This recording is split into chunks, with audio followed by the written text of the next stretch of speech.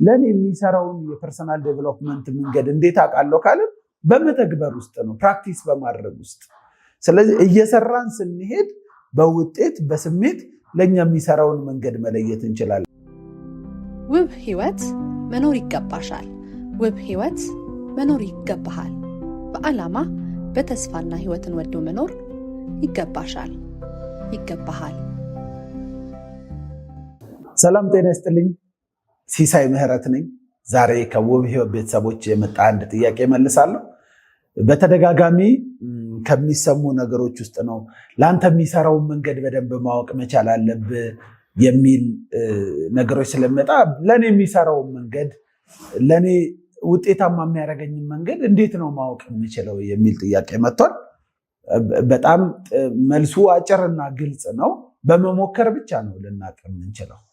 ለኔ የሚሰራውን መንገድ ለኔ የሚሰራውን የፐርሰናል ዴቨሎፕመንት አይነት እንግዲህ የተማርነውን አፈርሜሽን፣ ግራቲቲዩድ፣ ሜንታል ባንክ፣ ኢማጂኔሽን፣ ጽሞና ሁሉንም ነገር ስንሰራ ልንውል አንችልም።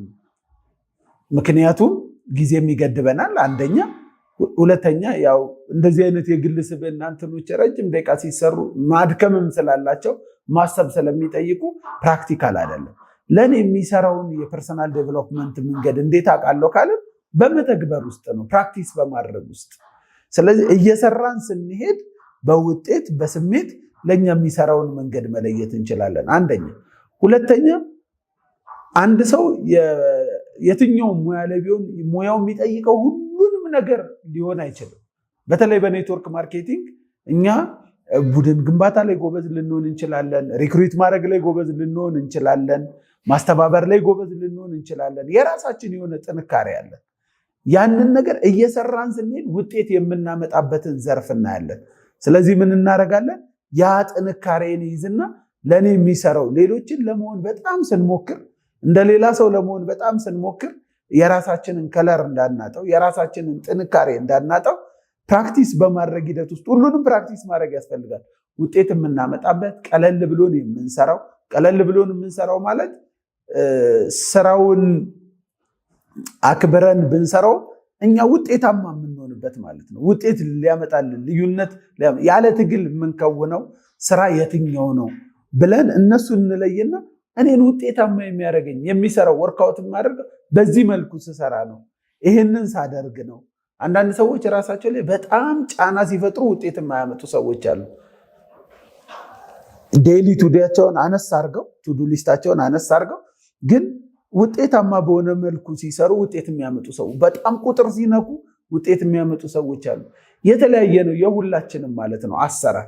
አንዳንዱ ሪሌሽንሽፕ በጣም በመገንባት ውጤት ሊያመጣ ይችላል። አንዳንዱ ደግሞ ቁጥር በመንካት ውጤት ሊያመጣ ይችላል። አንዳንዱ በግል ጥረቱ በጣም ከፍተኛ ሪክሩት በማድረግ ብዙ ቁጥር ከመንካት ውስጥ መሪዎችን ሊያገኝ ይችላል። አንዳንዱ ደግሞ ከጥቂት ሰዎች መሪዎችን ማውጣት መገንባት የሚችል ሰው አለ። የራሳችን መንገድ ለማግኘት ሁሉም መንገድ ይሰራሉ። ለእኔ የሚሆነውን መንገድ ለማግኘት ግን በድግግሞሽ መሞከርና የራሴን መንገድ ራስን ማየት፣ ራስን ማጥናት፣ ዕለትን መገምገም፣ ውጤትን መገምገም፣ መንገዳችን በደንብ ኦብዘርቭ ማድረግ የራሳችን የሆነውን መንገድ እንድናይ ያደርገናል።